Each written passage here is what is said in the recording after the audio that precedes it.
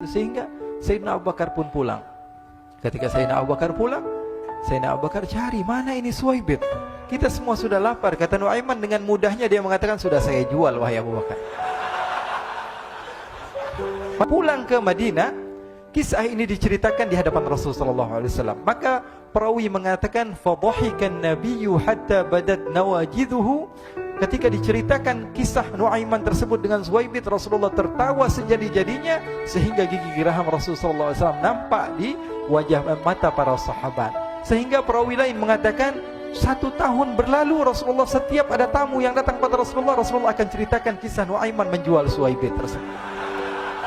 Bahkan dikatakan tidaklah Rasulullah SAW dalam keadaan bersedih kecuali Nuaiman datang Rasulullah akan tersenyum. Jadi sebagian sahabat itu senang kalau sudah Nuaiman datang, pasti Rasulullah bahagia.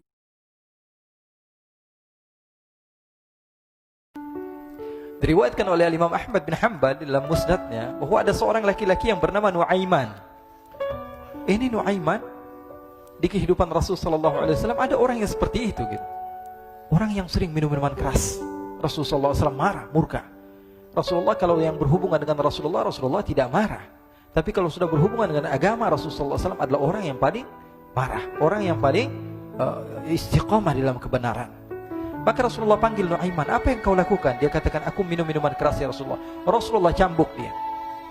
Kemudian dia bertobat kepada Allah. Kemudian ketahuan lagi minum. Kemudian dicambuk lagi oleh Rasulullah SAW. Sehingga sebagian sahabat memukul dia dengan pukulan yang banyak. Sehingga apa yang berlaku? Sebagian sahabat mengatakan, la'natullahi ala Nuaiman. Semoga Allah melaknat Nuaiman. Dia mempermainkan Rasulullah. Dia bilang sudah mau taubat tapi minum lagi. Dia bilang sudah mau taubat tapi minum lagi. Maka Rasulullah SAW mengatakan, la tal'anuh fa innahu yuhibbullah wa rasulah. Kata Rasulullah, jangan kamu laknat Nuaiman, karena dia itu cinta sama Allah, cinta sama Rasulnya. Dalam riwayat dia dicintai Allah dan dicintai oleh Rasulnya Muhammad sallallahu alaihi wasallam. Ibn Majah menceritakan bahwa Nuaiman ini pernah suatu waktu diajak oleh Sayyidina Abu Bakar pergi ke negeri Syam. Negeri Syam itu di mana? Seperti yang diceritakan tadi, antara daerah Suriah, Lebanon, Yordania, kemudian Palestina. Daerah seperti itu. Umumnya orang Quraisy pada masa itu mereka memiliki rihlah berdagang, membeli dagangan ke Syam, kemudian dijual lagi di kota Makkah. Ketika itu Rasulullah SAW didatangi Abu Bakar. Sayyidina Abu Bakar mengatakan kepada Rasulullah, ya Rasulullah, saya mau izin ya Rasulullah. Mau apa? Saya mau ajak 2 sahabat kamu ini ikut berdagang ya Rasulullah. Siapa kata Rasul? Nuaiman. Kata Rasulullah, Nuaiman kamu mau ajak? Mau ngapain? Biar seru-seruan aja ya Rasulullah. Kata Rasulullah, ya sudah, saya izinkan kamu bawa Nuaiman. Ketika itu Sayyidina Abu Bakar membawa Nuaiman sama satu sahabat namanya Suwaibit ibn Harmalah. Siapa namanya?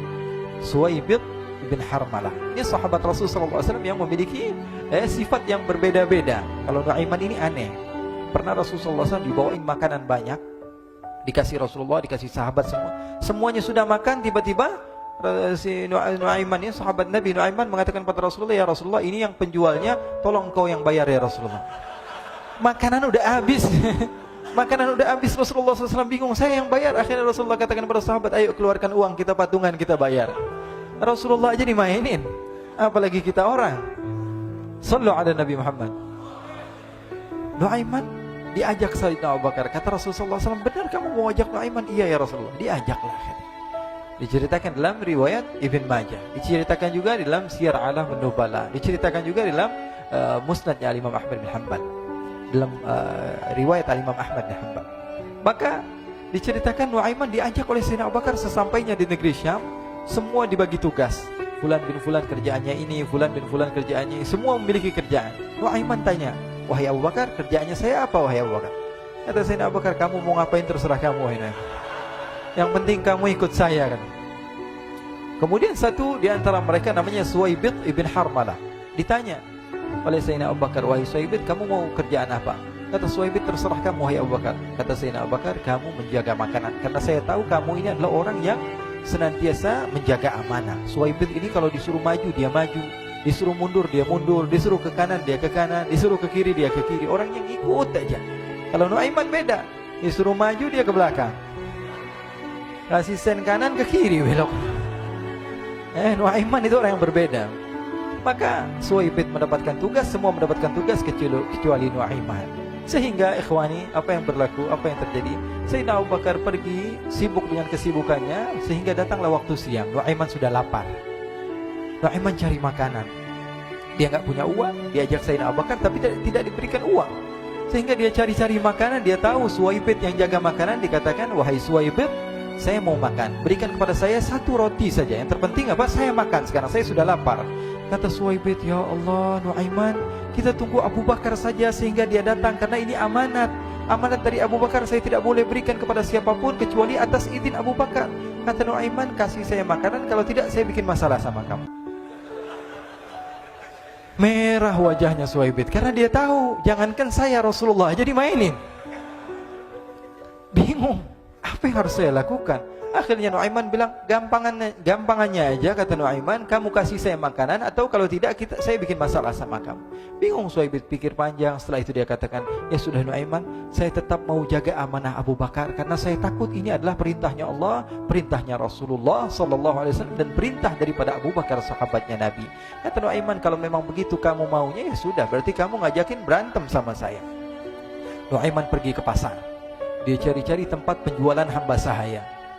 Dia lihat-lihat beberapa hamba sahaya. Ini berapa harganya? Ini katanya 10 qalanis. Ini berapa? Ini harganya, hitungan orang zaman dahulu, kita sih hitung seperti dirham, berapa ratus dirham gitu, 200 dirham. Yang ini berapa? 300 dirham. Yang ini berapa harga hamba sahaya? 300 dirham. Harganya antara 300, 200 sampai 100. Kemudian Nuaiman mengatakan kepada penjual hamba sahaya tersebut, "Saya punya juga hamba sahaya, tapi saya jual cuma 20 dirham saja, murah." "Apa benar ada hamba saya harganya segitu?" "Iya, karena dia punya aib, ada kekurangan." "Apa?" "Nanti kalau kalian tangkap, dia bakalan teriak, saya ini bukan hamba sahaya tapi orang merdeka." Akhirnya semua orang berkumpul mau beli. Ini Nuaiman sama Nuaiman diajak ke Suwaibid bin Harmalah tadi. Kata Nuaiman, "Itu ada orang yang berdiri sedang menjaga makanan, itu hamba sahaya saya, tangkap saja." "Oh, baik." Diberikan uang 20 dirham, dimasukkan oleh Nuaiman ke kantongnya, kemudian Suwaibid ditangkap. Ketika ditangkap, Suwaibid teriak, "Saya bukan hamba saya orang merdeka." Maka orang-orang tersebut mengatakan, "Saya sudah tahu kekurangan kamu. Ini memang kekurangan kamu, memang kamu, tapi saya tidak perlu dengan bacot kamu, yang penting kerjanya kamu gitu.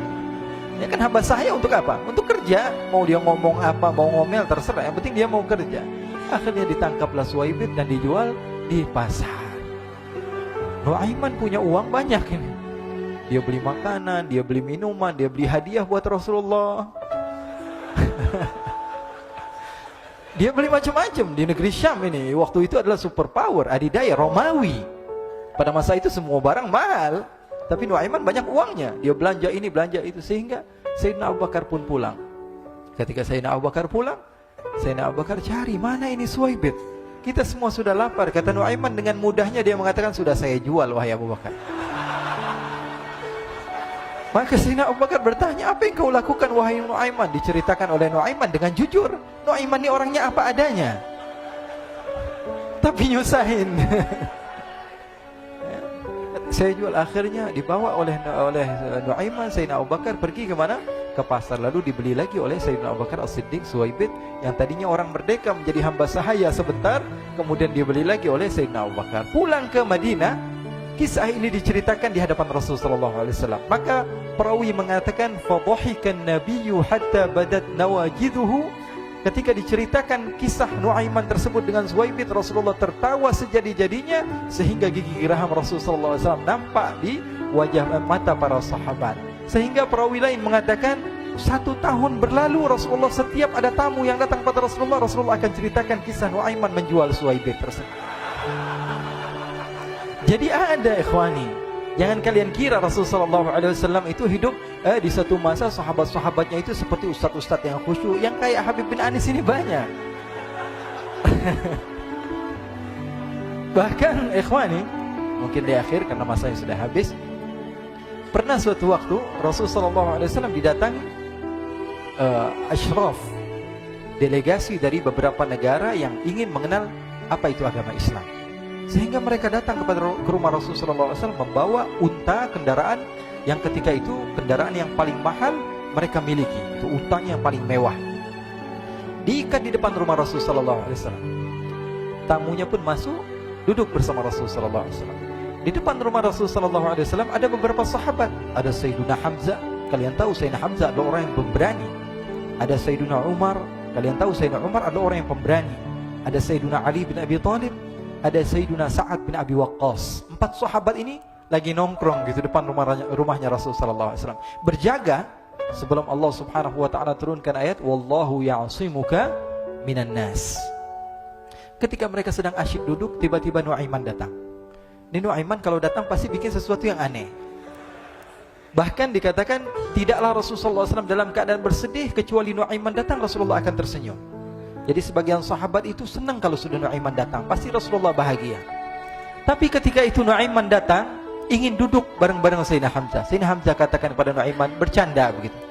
Nuaiman, kamu lihat unta orang datang dari luar Arab ini. Lihat, kata Nuaiman, ini besar banget ini, badannya besar gitu. Dagingnya pasti banyak. Iya nih kalau kita sate enak nih ntar malam. Kata Nuaiman.